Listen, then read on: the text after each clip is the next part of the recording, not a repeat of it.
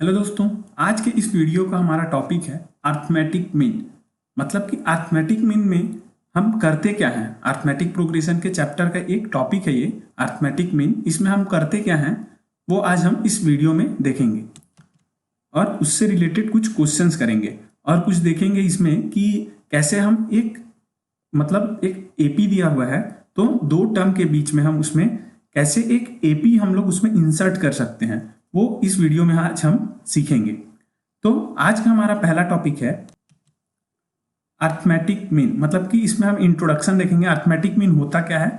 तो basically mean मतलब आप क्या समझते हैं, औसत। मतलब कि दो नंबर आपको दिया हुआ है तो उस दोनों नंबर का क्या होता है, समेशन, और जितने भी नंबर हैं जैसे कि यहाँ पे दो नंबर हमने लिया डिवाइडेड बाई 2, तो वो क्या होता है, मीन। तो एक एपी में अगर हम उसको करते हैं तो उसको हम बोल सकते हैं कि अर्थमेटिक मीन।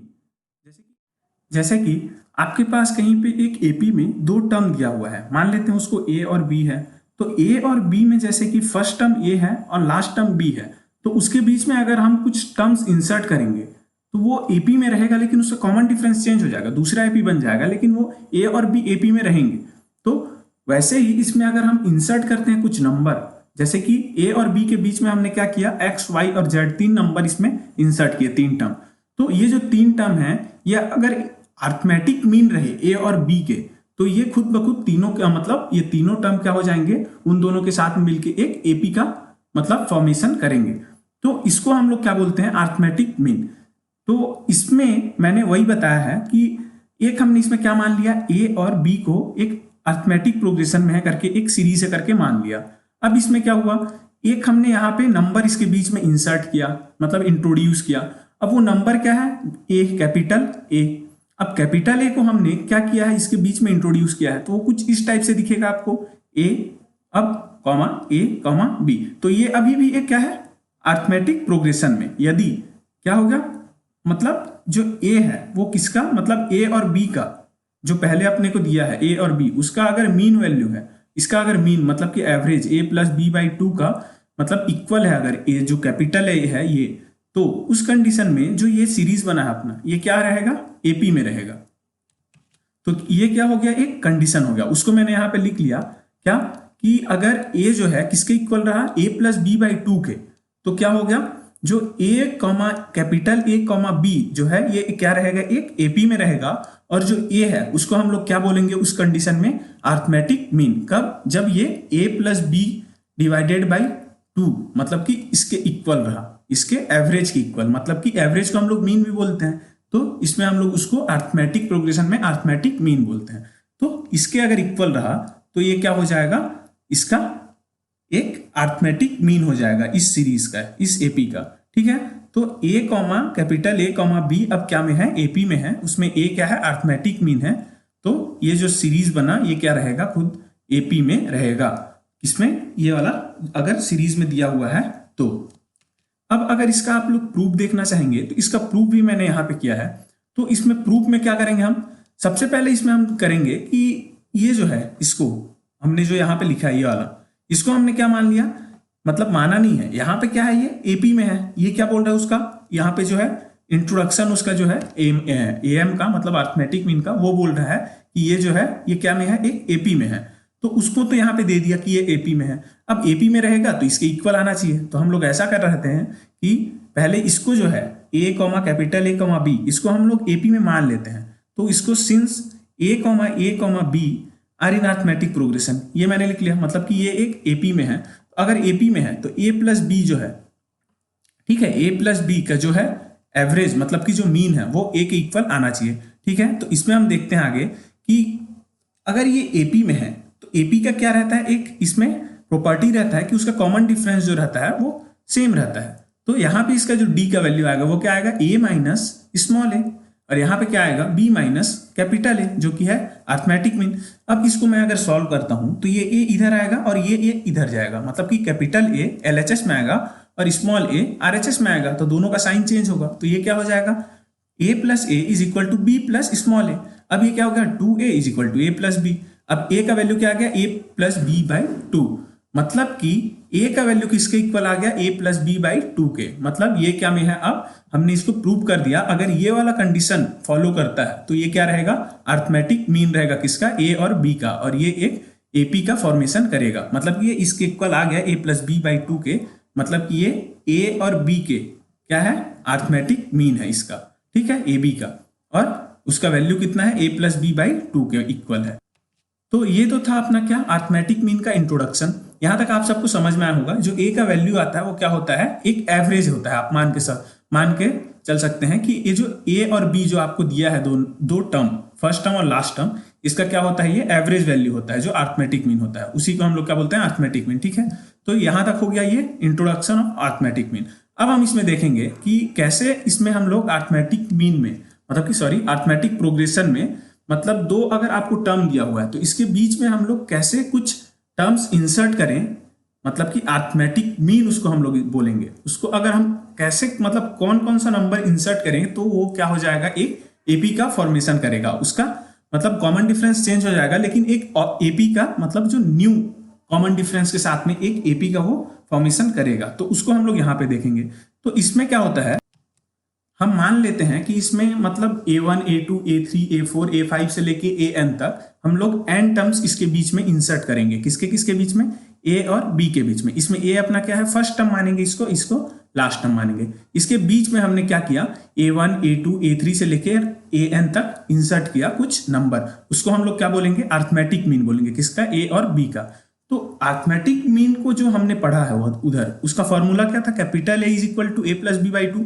अब उसको यूज करके हम यहाँ पे क्या करेंगे, यहाँ पे इसके बीच में कुछ नंबर इंसर्ट करेंगे ऐसे कि ये जो यहाँ पे एक एपी बनेगा। इसके बीच में अगर नंबर इंसर्ट करने के बाद, कुछ टर्म्स इंसर्ट करने के बाद इसके बीच में यहाँ पे जो एपी बनेगा वो मतलब एक जो सीरीज बनेगा वो एपी में रहना चाहिए। तो उसको हम लोग यहाँ पे देखेंगे। तो इसमें मैंने क्या किया, सबसे पहले यहाँ पे क्या किया मैंने, एक मान लिया कि यहाँ पे हम लोग कुछ इंसर्ट करेंगे नंबर, दो नंबर के बीच में, और उसको हम लोग एपी बनाएंगे। तो हम लोग क्या क्या नंबर इंसर्ट कर रहे हैं, एन टर्म्स इसमें इंसर्ट कर रहे हैं। कौन कौन से, a1, a2, a3 से लेकर के an तक। अब इतना जो वैल्यू है, मतलब इतने जो टर्म्स हैं, इसको हम लोग a और b के बीच में इंसर्ट करेंगे। अब a और b के बीच में इंसर्ट करेंगे तो अब हम यहां से देख सकते हैं कि जो ये a1 से लेके an तक कितने टर्म्स हैं, 1 2 3, अब n है तो n टर्म्स। तो यहाँ पे कितने, ये n टर्म्स, और ये पहले से हैं एक और ये दो, मतलब a और b पहले से हैं। तो यहाँ पे पहले, अब हम लोग पहले से क्या है, यहाँ पे दो टर्म्स हैं, अब n टर्म्स और ऐड कर रहे हैं। तो टोटल नंबर ऑफ टर्म्स कितने हो गए, अगर एक एपी फॉर्म होता है उसमें, वो क्या हो जाएगा, n प्लस टू, n ये टर्म्स और टू टर्म्स ये a और b। तो टोटल नंबर ऑफ टर्म्स कितने हो गए, n प्लस टू। तो इसमें क्या है, जो ये है, इसको मतलब अगर हम a और b के बीच में इसको अगर हम लोग इंसर्ट करेंगे, इंट्रोड्यूस करेंगे, तो ये क्या हो जाएगा, एक एपी बनेगा। और उसको हम लोग क्या कैसे लिखेंगे, ऐसे a, a1, a2, a3 से लेके an तक, b, ये लास्ट टर्म है अपना, ठीक है।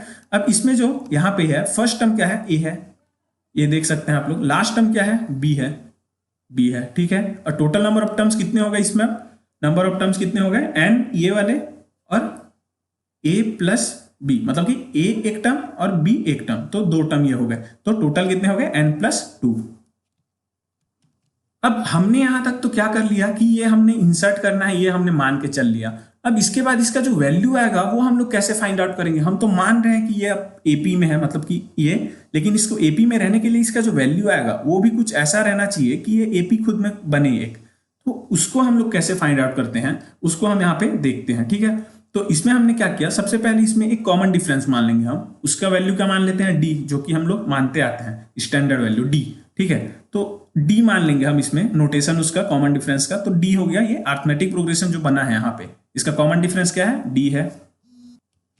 अब हम लोग को जो सबसे बेसिक जो फॉर्मूला हमने यहाँ पे सबसे पहले लेक्चर में जो इसके पढ़ा था, इसके एपी के, वो क्या था, एक nth टर्म का जो फॉर्मूला था, a plus n minus one D का। तो वो हम यहाँ पे भी यूज करेंगे। अब उसमें जो n का वैल्यू रहता है वो क्या रहता था, total number of terms. Total number of terms यहाँ पे कितने हैं, n प्लस टू। तो उसमें हम क्या करेंगे, जो n की जगह में हम लोग क्या पुट करेंगे वहां पे, n प्लस टू। तो वही मैंने यहाँ पे कर लिया क्या, कि यहाँ पे हमने मान लिया कि n इज इक्वल टू कितना है, n+2, माना नहीं है ये वाला टर्म, मतलब इतने टोटल नंबर ऑफ टर्म्स हैं n+2, और क्योंकि हम जान रहे हैं Tn is equal to a plus n-1d होता है, ठीक है, तो n का वैल्यू ये हम जान रहे हैं ये। अब उसमें जो n का वैल्यू है वो कितना है, n+2 है, तो उसको मैंने यहाँ पे पुट कर लिया n+2, जो कि यहाँ पे मैंने लिखा n हियर इज n+2।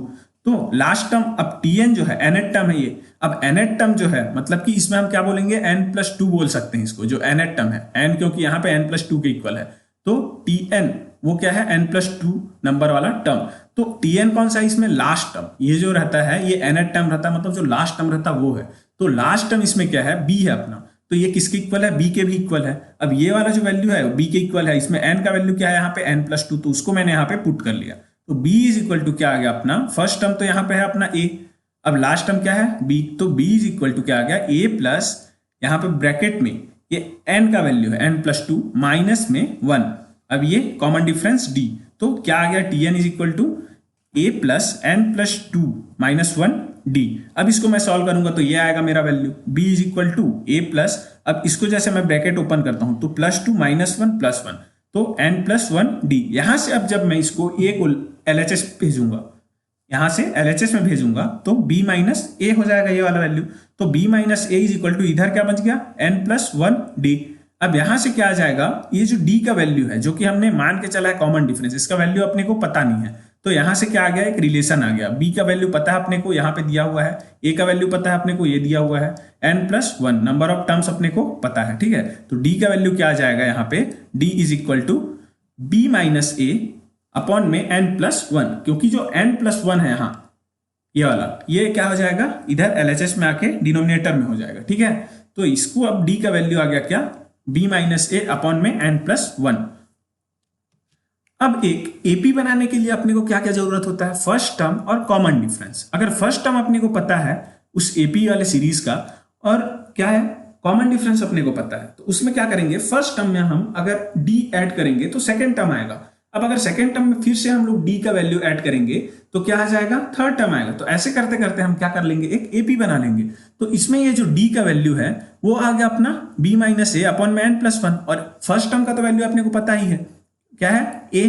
तो इसलिए हम लोग यहाँ पे क्या लिख सकते हैं, फर्स्ट टर्म तो अपने को पता है a, तो इसमें जो a1 है वो क्या है, सेकेंड टर्म है, क्योंकि आप यहाँ पे देख रहे हैं, आपको दिखाता हूं मैं, यहाँ पे क्या है, ये फर्स्ट टर्म है, ये सेकेंड टर्म है। अब सेकेंड टर्म वाला हमने क्या लिखा है, a1, सेकेंड टर्म को a1 लिखा है, थर्ड टर्म को a2, फोर्थ टर्म को a3। तो यहाँ पे आप जैसे कि हमने यहाँ पे अगर वैल्यू पुट करेंगे यहाँ पे, तो a1 यहाँ पे है, तो इसको आप फर्स्ट टर्म मत मान लेना, ये क्या हो जाएगा, सेकेंड टर्म है, मतलब n का वैल्यू इसमें 2 आएगा यहाँ पे, तो 2 माइनस 1 होगा, तो ये क्या हो जाएगा 1, तो d, तो a प्लस डी हो जाएगा। इसलिए यहाँ पे a1 इज इक्वल टू हमने क्या लिया है, a1 इज इक्वल टू क्या लिया यहाँ पे हमने, a प्लस डी। आपको मैंने बताया कैसे यहाँ पे a प्लस डी आएगा, जो n का वैल्यू है वहां पे 2 पुट करेंगे अपने लोग, क्योंकि यहाँ पे ये a1 जो है सेकेंड टर्म है, तो ये आ गया इसका वैल्यू a प्लस डी। अब d की जगह में मैं ये वाला वैल्यू पुट कर दिया यहाँ पे, क्या है, b माइनस ए अपॉन में n+1। वैसे ही इसका जो सेकेंड टर्म है वो क्या आ जाएगा, यहाँ पे जो इसका सेकेंड टर्म है, मतलब सॉरी थर्ड टर्म जो है, इसका जो अरिथमेटिक मीन जो 2 है, मतलब a2, वो क्या हो जाएगा, a प्लस 2d, क्योंकि अब इसका ये थर्ड टर्म है, मतलब यहाँ पे हम लोग क्या लिखेंगे, इसको 3 लिखेंगे, मतलब n में n का वैल्यू 3 लिखेंगे, तो 3 माइनस 1 करेंगे तो क्या हो जाएगा, 3 माइनस 1 किए तो 2, अब d से मल्टीप्लाई हुआ 2d हो गया, तो a प्लस 2d, तो ये क्या हो गया, a प्लस 2d। अब 2 और d के वैल्यू में यहाँ पे पुट कर दिया मैंने, यहाँ पे b माइनस ए अपॉन में n+1। वैसे ही तीसरा आ गया, मतलब a3 में यहाँ पे 3 पुट कर दिया, और d का वैल्यू क्या आ गया, ये। अब वैसे ही हम लोग क्या कर सकते हैं, फोर्थ टर्म निकाल सकते हैं, फिफ्थ टर्म निकाल सकते हैं, सिक्स टर्म, ऐसे ही करते करते अगर मैं n पे आऊंगा तो आप यहाँ पे देख रहे हैं कि ये एक पैटर्न बन रहा है। इसमें क्या है, a1 में यहाँ पे 1 है, आप मान सकते हैं, कुछ नहीं है, तो दूसरे में क्या है, यहाँ पे 2 है, और ये d है, तो a प्लस 1d मतलब a1, a2 मतलब a प्लस 2d, a3 मतलब a प्लस 3d। अब वैसे ही अगर a4 आता तो a प्लस 4d होता। तो वैसे ही अगर हम इसको करते जाएं तो जब n आएगा an, तो उसको हम लोग क्या लिखेंगे, a प्लस एन डी, तो a प्लस एन, और यहाँ पे टाइम्स ऑफ d, मतलब कि n टाइम्स ऑफ d, तो d का वैल्यू क्या है, b माइनस ए अपॉन में n+1। तो ये तो हो गया अपना क्या, a1, a2, a3 और an का वैल्यू। अब इसको अगर जब हम लोग यहाँ पे अगर पुट करेंगे उस वैल्यू को जो वहां से हमने निकाला A1 A2 A3 A4 A5 से लेके AN तक, तो यहाँ पे जो यहाँ पे एक सीरीज बनेगा वो क्या रहेगा, AP में रहेगा वो सीरीज। ठीक है, तो ऐसे हम लोग क्या बनाते हैं, अर्थमेटिक प्रोग्रेशन बनाते हैं, दो नंबर जो रहते हैं, दो टर्म्स जो रहते हैं उनके बीच में कुछ टर्म्स इंसर्ट करके। ठीक है, तो इसमें जो क्वेश्चन आएगा वो किस टाइप से आएगा, आपको बोल देगा कि आपको दो टर्म दे दिया, ठीक है, एक दे दिया वैल्यू कुछ भी 2 दे दिया और एक दे दिया वैल्यू 4 दे दिया, इसके बीच में आपको बोलेगा कि 5 आपको क्या करना है, 5 टर्म्स इंसर्ट करने हैं इसके बीच में और एक एपी बनाना है। तो आप उसको कैसे करेंगे, तो उस टाइप से एक तो पहला क्वेश्चन बन गया। अब दूसरा क्वेश्चन क्या बोल सकता है इसमें, कि जो आपको बोल दिया इसमें क्या, कि दूसरा टाइप के क्वेश्चन में क्या बोल सकता है आपको, अगर आपको दो टर्म दे दिया, मान लेते हैं हम n और m, मतलब पहला टर्म है n, दूसरा टर्म है m। अब बोल देता है कि n और m, पहला टर्म का वैल्यू है n, दूसरा टर्म मतलब लास्ट टर्म का वैल्यू है m, इसके बीच में आपको मतलब एक सीरीज है। अब इस सीरीज में मतलब ये कुछ, सॉरी इसमें मैं थोड़ा सा गलत बता दे रहा था, इसको मैं अच्छे से बताता हूं।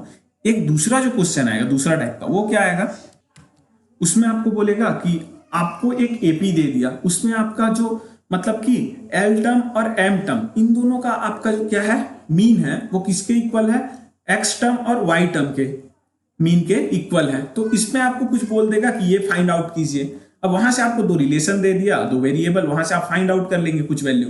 और एक बोल सकता है इसमें तीसरा कि आपको दो वैल्यू दे दिया, जैसे एल टर्म और एम टर्म का जो मीन है, जो अर्थमेटिक मीन है उसका किसके इक्वल है, वो किसके इक्वल है, मतलब एक्स टर्म और वाई टर्म के मीन के इक्वल है। अब उस कंडीशन में बोल देता है कि आपको ये प्रूव करना है। तो इस टाइप से इसमें क्वेश्चन आ सकते हैं, और इससे इजी भी आ सकता है, बोल सकता है कि इन दोनों का ए दे दिया और बी दे दिया, इन दोनों का अर्थमेटिक मीन क्या है, तो a plus B by 2 simply ऐसा हो जाएगा। ठीक है, तो इस टाइप से क्वेश्चन आज हम इस मतलब इस लेक्चर में करने वाले हैं। तो अपना जो पहला क्वेश्चन है वह क्या है, insert 5 arithmetic means between 3 and 33। तो 3 एंड 33 के बीच में अपने को 5 टर्म्स इंसर्ट करने हैं। तो वो कैसे करेंगे, सिंपली ये जो फॉर्मूला है ये वाला, इससे हम लोग कर लेंगे 5 टर्म्स इंसर्ट। इसमें क्या हो जाएगा, A1 A2 A3 का तो फॉर्मूला ये रहा, A4 और A5 का फॉर्मूला क्या हो जाएगा, यहाँ पे 4 आ जाएगा, यहाँ पे 5 आ जाएगा, इसकी जगह पे 4th टर्म और 5th टर्म। और इसमें अपने को क्या क्या का वैल्यू अपने को देखना है, फर्स्ट टर्म का वैल्यू दे दिया a का वैल्यू, ठीक है, और कितना टर्म्स बोला है, 5 टर्म्स इंसर्ट करना है। मतलब पहले से कितने हैं यहाँ पे 1 और 2 और 5 इसमें, मतलब टोटल नंबर ऑफ टर्म्स कितने हो गए 7। तो यहाँ पे n का वैल्यू क्या हो गया 7, तो n का वैल्यू आ गया, a का वैल्यू आ गया, b का वैल्यू आ गया। तो अपने को सब वैल्यू पता है इसमें फॉर्मूले में पुट करने के लिए, बस इसमें अपने को क्या निकालना है, A1 A2 A3 A4 और A5, और इसके बीच में इंसर्ट करके उसको एक AP बनाना है। ठीक है, तो इसमें हम क्या करते हैं, सबसे पहले जो डेटा गिवन है वो सबसे पहले हम लिख लेंगे। इसमें क्या क्या गिवन है, फर्स्ट टर्म, लास्ट टर्म और टोटल नंबर ऑफ टर्म्स जान गए हम लोग। यहाँ से 5 + 1 + 1 मतलब कि 7 टोटल, तो उसको मैंने यहाँ पे लिख लिया। क्या, सबसे पहले 5 टर्म्स इंसर्ट करने हैं, किसके किसके बीच में, यहाँ 3 और 33 के बीच में। ठीक है, अब टोटल नंबर ऑफ टर्म्स कितने हैं 7 है यहाँ पे। अब उसके बाद A1 मतलब फर्स्ट टर्म क्या है 3 है, और लास्ट टर्म क्या है A7। इसको मैंने A7 इसलिए माना क्योंकि 7 नंबर ऑफ टर्म्स हैं टोटल। तो क्या हो गया, A7 33 है, यहाँ पे आपने को दिया है, और टोटल नंबर ऑफ टर्म्स कितने हैं 7, ये तो मैंने यहाँ पे लिख लिया। अब D अपने को पता नहीं है, अब D अगर पता नहीं है तो D का वैल्यू क्या होता है ये, और A का वैल्यू पता है, B का वैल्यू पता है, ये B है और ये A है, तो और ये N है। तो अगर हम लोग इस पे यहाँ पे पुट करेंगे तो D का वैल्यू हम लोग को मिल जाएगा। तो सबसे पहले इसमें D का वैल्यू निकालते हैं, फिर उसमें हम लोग क्या करेंगे, सीधे सीधे ऐसे वैल्यू पुट करते जाएंगे। तो उससे हम लोग को क्या मिल जाएगा, A1 A2 A3 A4 और A5, जो कि 5 अर्थमेटिक मीन होंगे जो हम इन दोनों के बीच में इंसर्ट करने वाले हैं। ठीक है, तो आप लोग इसमें या तो सीधा सीधा फॉर्मूला यूज करके कर सकते हैं, या तो जो बेसिक फॉर्मूला होता है कि TNth टर्म जो होता है, जो nth टर्म होता है वो TN क्या होता है, A + n-1 D के इक्वल होता है, तो उससे भी आप कर सकते हैं। मैंने यहाँ पे क्या किया, उस वाले फॉर्मूले से आगे बढ़ा है इसमें। ठीक है, तो an मतलब कि जो nth टर्म है उसको मैंने क्या मान लिया, A + n-1 D जो कि होता है। ठीक है, तो यहाँ पे ये जो है फर्स्ट टर्म है, ये क्या है, कॉमन डिफरेंस, ये टोटल नंबर ऑफ टर्म्स। अब इसमें हम क्या करेंगे, वैल्यू पुट कर देंगे। A क्या है A1, तो A1 इज इक्वल टू यहाँ पे क्या हो गया, A की जगह पे 3, यहाँ पे 7, यहाँ पे D का वैल्यू अपने को निकालना है, और AN क्या है, A7 के इक्वल है, मतलब लास्ट टर्म। AN क्या होता है, लास्ट टर्म, जो कि मैंने अभी आपको बताया था कि AN क्या होता है, लास्ट टर्म। तो यहाँ पे 33। अब एक ही वेरिएबल है, मतलब कि अननोन एक है, तो यहाँ पे हम लोग को क्या मिल जाएगा, उसका वैल्यू मिल जाएगा, एक इक्वेशन है। तो यहाँ पे हमने पुट कर लिया क्या, A7, यहाँ पे A का वैल्यू, A1 का वैल्यू ये और N का वैल्यू 7। अब D निकाल लेंगे हम यहाँ से। कैसे करेंगे इसके आगे, इसको अगर सॉल्व करेंगे क्या, यहाँ पे 33 पुट करेंगे। अब इसमें मैंने क्या किया, 33 पुट कर लिया यहाँ। 33 पुट करने के बाद यहाँ पे A का वैल्यू क्या था, 3, A1 का वैल्यू। अब N-1, अब N का वैल्यू क्या था यहाँ पे अपना 7, 7 - 1 6 हो गया, और ये D, तो यहाँ पे क्या आ गया 6D। ठीक है, अब जब मैं इसको 3 को यहाँ से LHS में लेके गया, LHS में ले जाऊंगा तो क्या हो जाएगा 30, 30 = 6D। D का वैल्यू क्या आ गया 30/6, तो वहां से D का वैल्यू क्या आ जाएगा 5। या तो आप इसको जो मैंने यहाँ पे फॉर्मूला बताया था उस बेसिस पे कर सकते हैं, मतलब वैल्यू पुट करके बस फॉर्मूले पे। या तो आप इसको और इजिली करना चाहें तो क्या होगा, पहले तो हम फॉर्मूले वाले से देखते हैं। ठीक है, तो A1 = A + D कर लिए, जो कि फॉर्मूला है अपना। तो A1 क्या है सेकेंड टर्म, तो A + D होगा, क्योंकि फर्स्ट टर्म ये है, अगर उसमें D ऐड करेंगे तो सेकेंड टर्म आएगा। तो D का वैल्यू 5, A का वैल्यू 3, तो यहाँ पे ये आ गया। अब A2 जो है उसको हम लोग क्या लिख सकते हैं, A + 2D। ये है अपना इजी वाला मेथड। इसमें क्या करेंगे, जो कि मैं आपको बताने वाला था, इसमें क्या करेंगे, A1 का जो वैल्यू है उसमें अगर हम D पुट करेंगे सीधा सीधा, मतलब ऐड करेंगे D, तो क्या हो जाएगा, अपने को थर्ड टर्म मिल जाएगा जो कि है A2।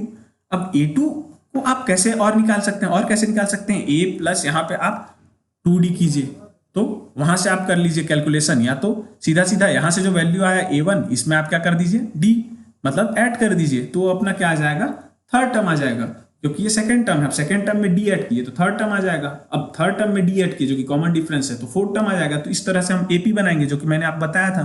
तो यहाँ पे हम क्या करेंगे, A1 में D ऐड कर दिए, तो यहाँ से क्या आ जाएगा, A, इसका जो वैल्यू है A + D + D, यहाँ से क्या हो गया A + 2D, जो कि ऐसे ही आता है, जो कि अपना फाइनल फॉर्मूला होता है। तो उसको हम लोग ऐसे भी लिख सकते हैं, ये और ये दोनों इक्वल है, इसलिए मैंने यहाँ पे करके बताया आपको सॉल्व करके। अब इसमें क्या करेंगे, A1 का वैल्यू पुट किए क्या 8 प्लस, यहाँ पे इसको आप ऐसे किए हैं, इसमें पुट किए हैं। ठीक है, तो इसको आप लोग 8 प्लस अगर 5 भी पुट करते तो क्या होता 13। वैसे ही A3 का वैल्यू A2 + D, जो कि है A2 का वैल्यू 13 + D, इस वाले मेथड से किया मैंने, A2 + D। ठीक है, तो वो क्या आ गया A3, जो कि है फोर्थ टर्म 18। अब ये क्या है, मतलब A3 आ गया, जो कि है फोर्थ टर्म। अब फिफ्थ टर्म, सिक्स टर्म आप निकालेंगे, जो कि होगा वैल्यू क्या A4 और A5। वैसे ही यहाँ पे जो आ गया, ये क्या हो गया फिफ्थ टर्म, मतलब कि A5 जो कि है सिक्स टर्म। तो उसमें क्या करेंगे, A4 का वैल्यू पुट करेंगे, जो कि आएगा अपना 23, आप सॉल्व करके देख लीजिएगा, प्लस जो D का वैल्यू है वो क्या है 5, तो 23 + 5 28, तो A5 का वैल्यू आ गया 28। ठीक है, अब इसको जो अपने को बोला था वो अपना वैल्यू आ गया A1, A2, A3, A4 का वैल्यू कितना 23 और A5 का वैल्यू 28।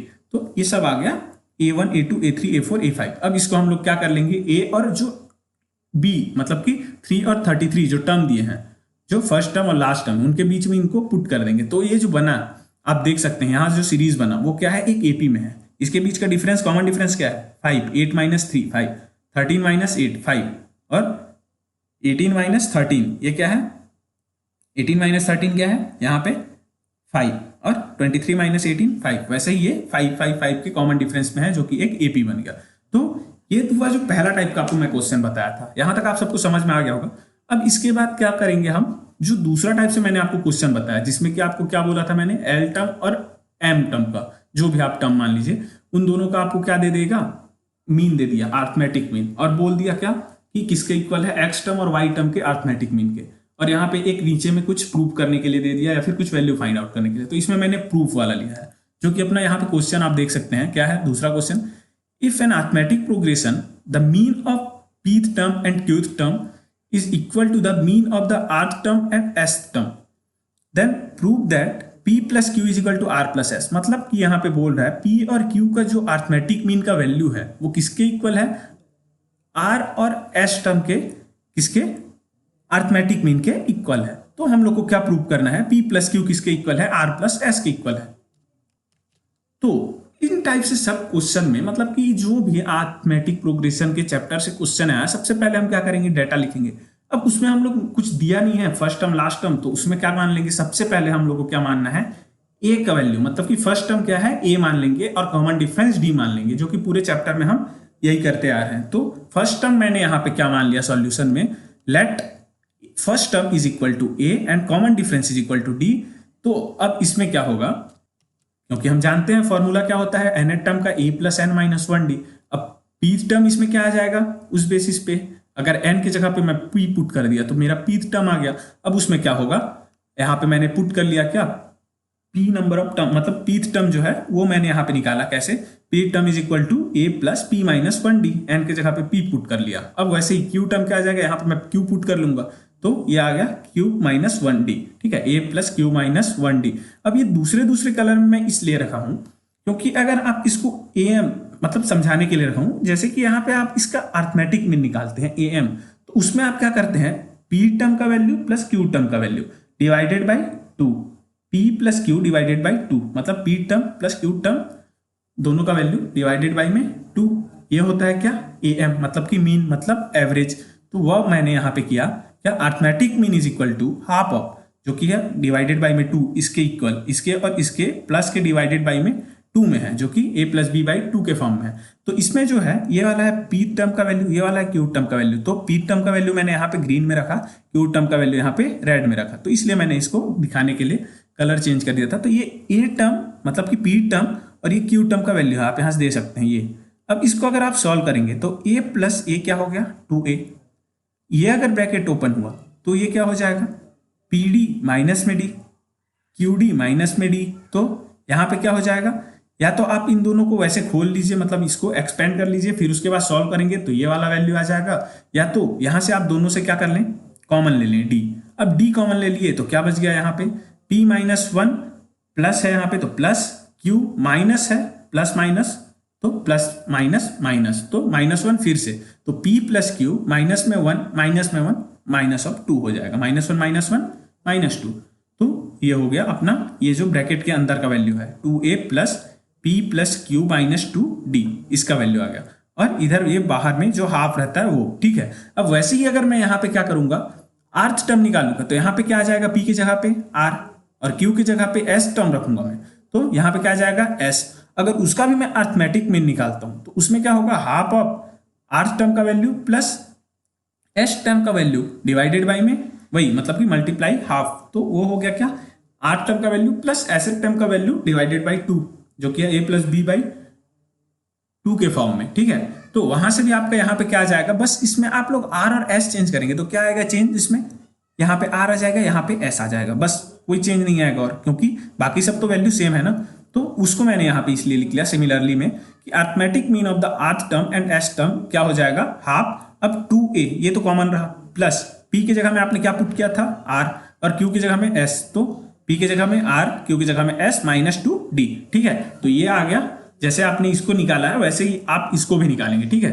अगर एग्जाम में आपको ये पूरा सॉल्व करना है, यहाँ पे वीडियो ज्यादा लंबा हो जाएगा करके मैंने इसको शॉर्ट में बता दिया सिमिलरली करके, ठीक है। अब ये आ गया अपना क्या, मीन, अर्थमेटिक मीन r और s टर्म का, ठीक है। और यहाँ पे p और q टर्म का अर्थमेटिक मीन ये आ गया।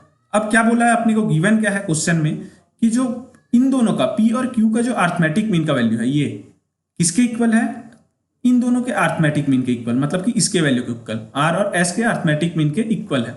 तो उसको मैंने गिवन से लिख लिया क्या, ये दोनों को इक्वल कर लिया, ठीक है, गिवन है इसलिए। अब इसमें मैं देखूंगा कि आप देख सकते हैं कभी भी आप करेंगे सॉल्व तो क्या होता है, इक्वल के अगर दोनों साइड में अगर मल्टीप्लाई में दो नंबर सेम है, जैसे इधर इंटू 2 है इधर इंटू 2 है, तो दोनों को हम कैंसिल आउट कर सकते हैं। वैसे इधर क्या है, हाफ यहाँ पे है और इधर हाफ है, तो ये दोनों को कैंसिल आउट कर लिया मैं, तो क्या बच जाएगा 2a प्लस ये जो ये वाला ब्रैकेट के अंदर और ये वाला ब्रैकेट बच जाएगा अपना, ठीक है। तो उसको मैंने यहाँ पे लिख लिया, यहाँ पे ये जो ब्रैकेट के अंदर में वो, यहाँ पे जो ये ब्रैकेट के अंदर में ये, तो हाफ हाफ कैंसिल आउट हो गया। अब अगर मैं इस 2a को इधर ले जाता हूं तो ये माइनस 2a हो जाएगा और ये कैंसिल आउट हो जाएगा, या फिर इसको इधर ले जाता हूं तो माइनस माइनस कैंसिल आउट हो जाएगा, माइनस प्लस, ठीक है।